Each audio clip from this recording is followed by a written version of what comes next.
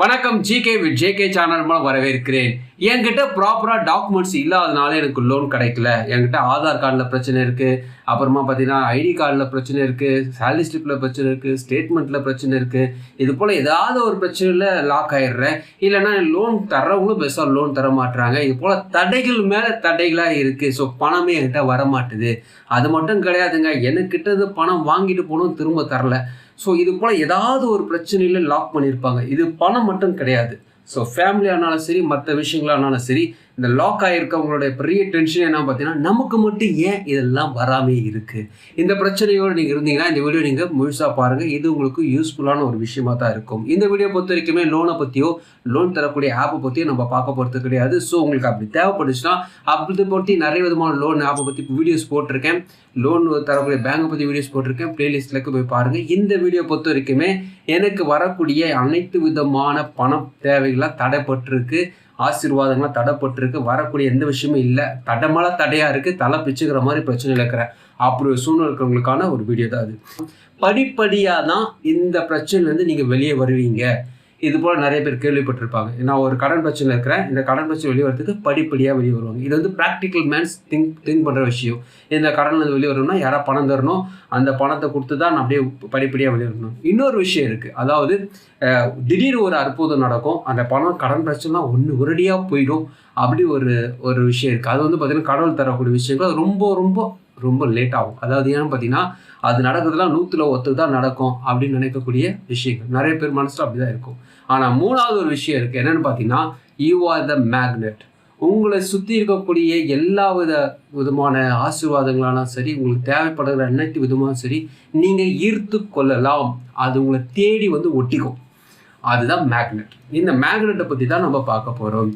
ஒரு வண்டி தொடங்கக்கூடிய பையன், அதாவது 2 வீலர் பைக்கில் வண்டி தொடங்கக்கூடிய பையன், அவன் பெருசாக படிக்கல. அவன் வந்து பார்த்திங்கன்னா வெறும் 10th ஃபெயிலான ஒரு பையன். ஸோ அவன் வண்டி தொடச்சிட்டு இருக்கான். அவனுக்கு வந்து இதுதான் வாழ்க்கை, வண்டி பக்கவாக தொடக்கணும், தொடச்சி முடித்தாதான் அவனுக்கு அந்த நேரத்தில் சம்பளம். ஸோ இதை விட்டு அவர் வழியே இல்லை. அதுதான் அவன் உலகம், அதுதான் அவன் வாழ்க்கையில் அவன் முடிவு பண்ணிட்டான். கிட்டத்தட்ட ஒரு 5-6 வருஷம் அப்படியே போயிட்டுருக்கு. அவனை சுற்றி இருக்கிறவங்க எல்லாமே அவன்கிட்ட ஒரு கேட்கக்கூடிய விஷயம், நீ கொஞ்சம் படிக்கலாமே தான் சொல்கிறாங்க தவிர அவன் மேலே வரதுக்கான விஷயத்தை அவங்க எதிர்பார்க்கல. அவனை நல்லா யூஸ் பண்ணிக்கிறாங்க. ஒரு கடையில் ஒர்க் பண்ணிகிட்ருக்கான்.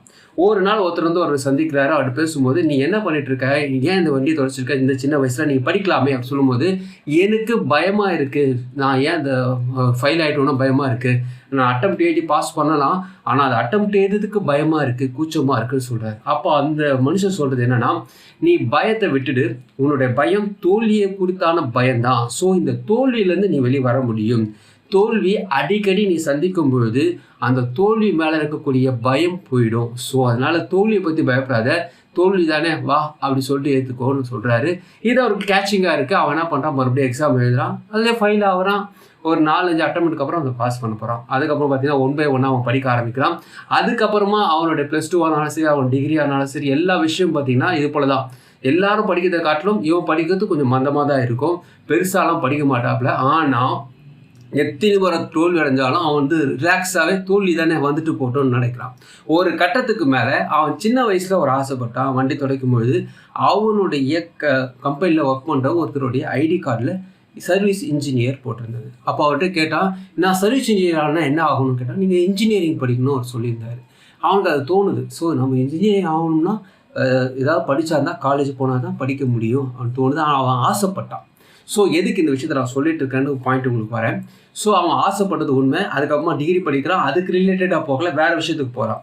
ஒரு கட்டத்துக்கு மேலே அவனுடைய ஆர்ட்ஸ் ஆனாலும் சரி, அக்கௌண்ட்ஸ் ஆனாலும் சரி, ஒன்ஸ் படிச்சுட்டே வரான். ஒரு கட்டத்துக்கு மேலே ஒரு எக்ஸாம் வருது. அந்த எக்ஸாம் அவன் பாஸ் பண்ணுறான். அவனை எதிர்பார்த்த ஒரு விஷயம் அவன் வாழ்க்கையில் நடக்குது. என்னென்னு பார்த்தீங்கன்னா, அவன் ஒரு இன்ஜினியர் ஆகிறான். ஸோ இதுதான் வந்து அவன் வாழ்க்கையில் நடக்கக்கூடிய மாற்றங்கள். அதுக்கு முதல் படியாக இருந்தது என்னென்னா, தோல்விகளை அவன் ஏற்றுக்கொள்ள தயாராக இருந்தான். அதுக்கப்புறமா அவனுக்கு தெரியுது, நம்ம ஒரு காலத்தில் இது ஆசைப்பட்டாலே இப்போ அதை ரீச் பண்ணுறோன்ட்டு. ஸோ அந்த விஷயம் வாழ்க்கையில் நடக்கும்போது பெரிய பிரமிப்பாக இருக்குது. ஏன் இது நமக்கு நடந்தது, இதுக்கு தான் நம்ம பிளான் பண்ண நினச்சோம், நம்ம அப்போ நினைக்கல, ஆனால் படிக்க ஆரம்பித்தோம், வந்துட்டோம்.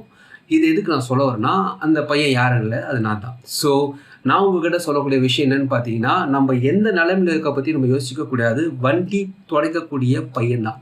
ஸோ வண்டி துடைக்கக்கூடிய பையனுடைய கனவுலாம் இருக்கும், அப்படி தான் இருக்கும். நம்ம இவ்வளோதான் வாழ்க்கை, இப்படி தான் போயிடுவோம் ரூ. 500 சம்பளம், வண்டி வேலை பார்த்துட்டு வாரத்துக்கு ஒரு படம் பார்த்துட்டு பசங்களோட அட்டை அடிச்சுட்டு வாழ்க்கையை முடிச்சுப்போம் அப்படின்னு நான் நினச்சிருந்தேன்னா நான் ஒரு இன்ஜினியராக முடியும். ஸோ வாழ்க்கையை பொறுத்த வரைக்குமே நீங்கள் எதை கேம் பண்ணுறீங்களோ அதை நோக்கி ஓடுங்க. தோல்வின்றது வரதான் செய்யும், அதை ஏற்றுக்குங்க.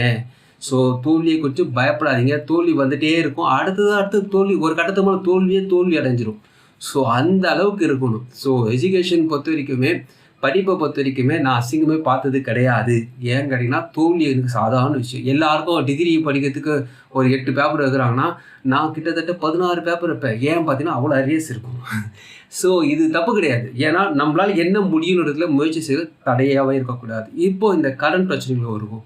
ஸோ கடன் பிரச்சனை உங்கள்கிட்ட இருக்குது, இதுலேருந்து நீங்கள் வெளியே வர போகிறீங்கன்னா நீங்கள் எதிர்பார்க்கக்கூடிய விஷயம் என்னவா இருக்கணும்னா, நீங்கள் ஒரு செல்வந்தன் ஆகணும் அந்த எண்ணம் மட்டும் இருந்தால் மட்டும்தான் இது ஒரு பிரச்சனையிலேருந்து நீங்கள் வெளியே வர முடியுமே தவிர, இப்போ இந்த கடன்லேருந்து நான் தப்பிக்கணும் அதுக்கு என்ன வழி நீங்கள் பார்த்தீங்கன்னா நீங்கள் அந்த சர்க்கிள்லேயே தான் இருப்பீங்க.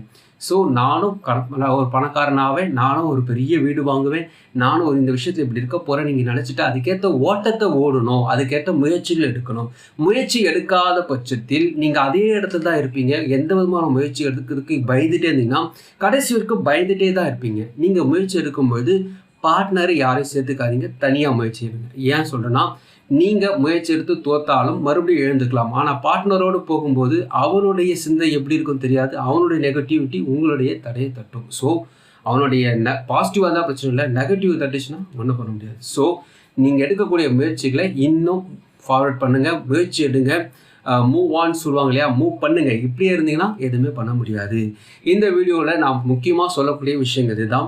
நிறைய பேர் லோனை பற்றி வீடியோ பற்றி நிறைய கமெண்ட்ஸில் போடும்போது 25,000 20,000 10,000 இருந்தால் போதும், 5,000 இருந்தால் போதும், இதெல்லாம் பார்க்கும்போது ஒரே விஷயம் தான் கேட்குது. 5,000 உங்களுக்கு தேவைப்படுதுன்னா நீங்கள் ஏன் ஒரு பார்ட் டைம் ஜாப் செய்யக்கூடாது?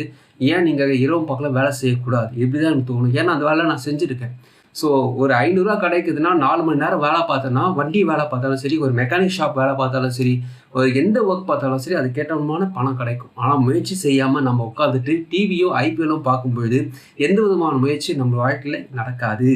அதனால் ஐபிஎலுக்கு ஓரம் கட்டிட்டு உங்களுக்காக நீங்கள் என்ன முயற்சி இது வரைக்கும் எடுத்தீங்க யோசிச்சு பாருங்கள். தோற்று இருக்கிறீங்களா, சந்தோஷப்பட்டு காலரை தூக்கி விடுங்க. தோற்றவங்களை பற்றி கவலையப்படாதீங்க. நீங்கள் என்னைக்கா ஒரு நாள் மேலே வருவீங்க. ஆனால் முயற்சியை செய்யாமல் கடைசி வரைக்கும் வேடிக்கை பார்க்குறவங்க அதே இடத்துல தான் இருப்பாங்க. அதனால் நீங்கள் உங்களை சம்பளத்துக்காக வேலை செய்யுங்க, உங்களை செகண்ட் இன்கம்காக வேலை செய்யுங்க சொல்கிறேன். எல்லாமே தடையாக இருக்க ஏன் என்னை தேடி வரலன்னா அது காரணம் என்னென்னா, நீங்கள் எந்த முயற்சி எடுக்கலை. முயற்சியே எடுக்காமல் வெயிட் பண்ணுறீங்க, பயப்படுறீங்க. இப்படி ஆகிடுமோ அப்படி ஆகிடுமோ பயப்படுறதுனால எல்லா விதமான ஆசீர்வாதம் உங்களை சுற்றி வெயிட் பண்ணிகிட்ருக்கு. எப்போடா இவன் சொல்லுவா, எப்போடா அந்த இடத்த விட்டு நகருவான்ட்டு வெயிட் பண்ணிட்டுருக்கு. ஸோ நீங்கள் எப்போ ஸ்டார்ட் பண்ணுறீங்களோ எல்லாம் ஒன்று ஒட்டிக்கும். ஸோ அதனால் நீங்கள் பெரிய விஷயங்கள் செய்ய போகிறீங்க, உங்கள் வாழ்க்கையில் பெரிய காரியங்கள் நடக்க போகுது. அதுக்கு நீங்கள் முயற்சி எடுக்கணும். காலைல ஒரு 5 மணிக்கு எழுந்துக்குங்க, நைட்டு 9 மணிக்கு படுங்க. ஸோ அதுக்குள்ளே உங்களுக்கு டைம் இருக்குது. அந்த டைமில் நீங்கள் பணமாக மாற்றுங்க. அந்த ஒவ்வொரு மணித்துளியும் பணமாக மாற்றுங்க. அது 500 சரி, 100 சரி, 10 சரி, அதுக்குண்டான விஷயத்தை செஞ்சால் மட்டும்தான் சம்பாதிக்க முடியும். நான் சொல்கிறது உங்களுக்கு சில விஷயங்கள் டவுட்டாக கூட இருக்கும். எனக்கு எந்த வேலையும் கிடைக்கல அப்படின்னா சொல்லவே சொல்லாதீங்க. நிறைய வேலை இருக்குது, வேலை செய்து நிறைய இருக்குது. நான் பேம்ப்ளெட் கொடுத்துருக்கேன், பழம் வியாபாரம் பார்த்துருக்கேன், அப்புறம் பார்த்திங்கன்னா ஜெராக்ஸ் கடையில் ஒர்க் பண்ணியிருக்கேன், எல்லா கடையும் ஒர்க் பண்ணியிருக்கேன். எல்லா விஷயத்துக்கும் கடையை நான் செய்யாத வேலையே கிடையாது. எனக்கு தெரிஞ்சு என் வயசுக்கு நான் அந்த வேலை நிறைய பண்ணியிருக்கேன். ஸோ அதனால் பார்ட் டைம்னு நிறைய இருக்குது. இவ்வளோ அமௌண்ட் தான் கிடைக்குன்னு குறைச்சி இடப்படாதீங்க. நீங்கள் எந்த வேலை செஞ்சாலும், எவ்வளோ மணித்துளியில் செலவு செஞ்சு நீங்கள் பணத்தை சம்பாதிச்சாலும் அது ஒரு நாளும் வீணாகாது. ஒரு கட்டத்துக்கு மேலே அது உங்களை மேலே தூக்கிட்டு வரதான் செய்யும். ஸோ இந்த வீடியோ பார்க்குற நீங்கள் கண்டிப்பாக உங்கள் வாழ்க்கையில் பெரிய மாற்றங்களை அனுபவிக்க போகிறீங்க. நான் சொல்ல விஷயத்தை கொஞ்சம் யோசிச்சு பாருங்கள். கொஞ்சம் டைம் ஸ்பெண்ட் பண்ணி முயற்சி எடுங்களா பார்க்கலாம். இந்த வீடியோ உங்களுக்கு பிரோஜனமாக நினைக்கிறேன். ஃப்ரெண்ட்ஸுக்கு ஷேர் பண்ணுங்க. உங்களுக்கு பிரோஜனமாக மறுபடியும் பார்க்கலாம்.